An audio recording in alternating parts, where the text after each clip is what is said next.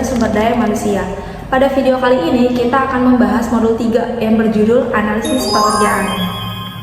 Modul ini sangat penting karena menjadi dasar dari hampir semua kegiatan pengelolaan sumber daya manusia, mulai dari perekrutan, pelatihan, hingga penilaian kinerja dan kompensasi.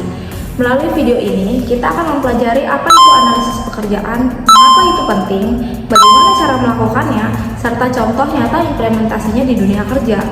Jadi pastikan kamu menyimak video ini sampai akhir ya, karena pemahaman yang baik tentang analisis pekerjaan akan membantu kamu menjadi manajer atau profesional HR yang strategis dan efektif. Yuk kita mulai pembahasannya. Analisis pekerjaan. Analisis pekerjaan sebuah proses sistematis untuk mengidentifikasi dan mendokumentasi semua aspek penting dari sebuah pekerjaan.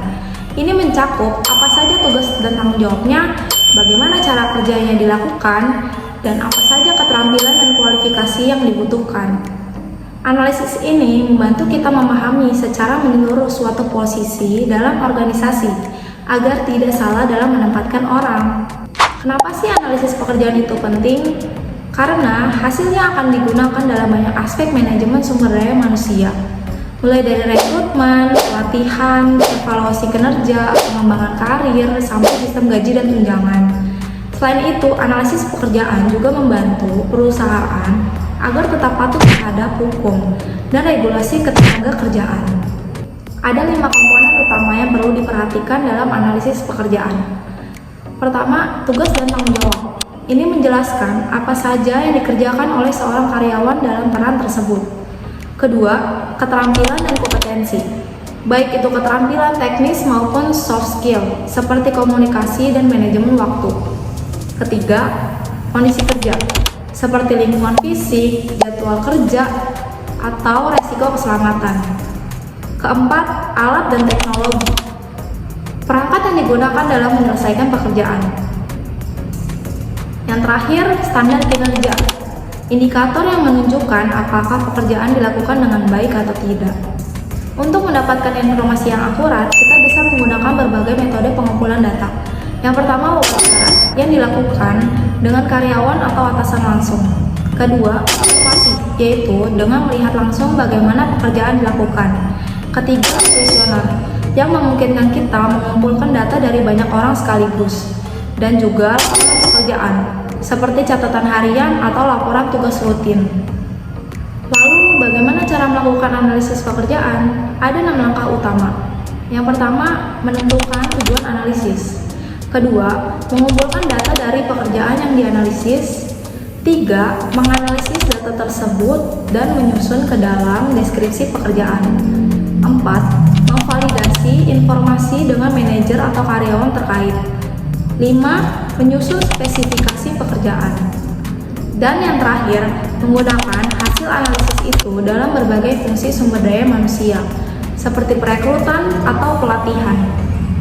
Mari kita lihat contoh nyatanya. PT XYZ adalah perusahaan otomotif dengan lebih dari 500 karyawan. Mereka mengalami masalah turnover, karyawan yang tinggi, dan produktivitas yang rendah. Setelah dilakukan analisis pekerjaan, ditemukan bahwa sebagian besar operator produksi kesulitan memahami instruksi kerja yang terlalu teknis. Solusinya, deskripsi pekerjaan diperbarui, pelatihan tambahan diberikan, dan komunikasi antara supervisor dan karyawan diperkuat.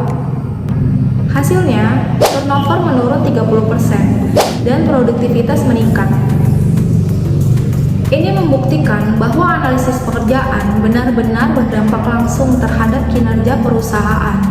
Apa aja sih inovasi dan tantangannya? Di era modern, analisis pekerjaan juga dipengaruhi oleh teknologi. Banyak perusahaan mulai menggunakan kecerdasan buatan AI dan data analisis untuk mengumpulkan dan menganalisis informasi pekerjaan. Namun tantangannya tetap ada. Misalnya, perubahan pekerjaan yang cepat, waktu dan sumber daya yang terbatas, serta data yang mungkin tidak akurat.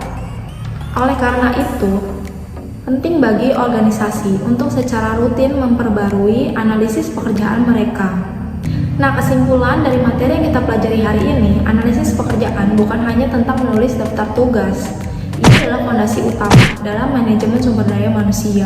Dengan analisis yang tepat, kita bisa memastikan bahwa setiap orang ditempatkan di posisi yang sesuai, dilatih dengan benar, dan dinilai secara objektif.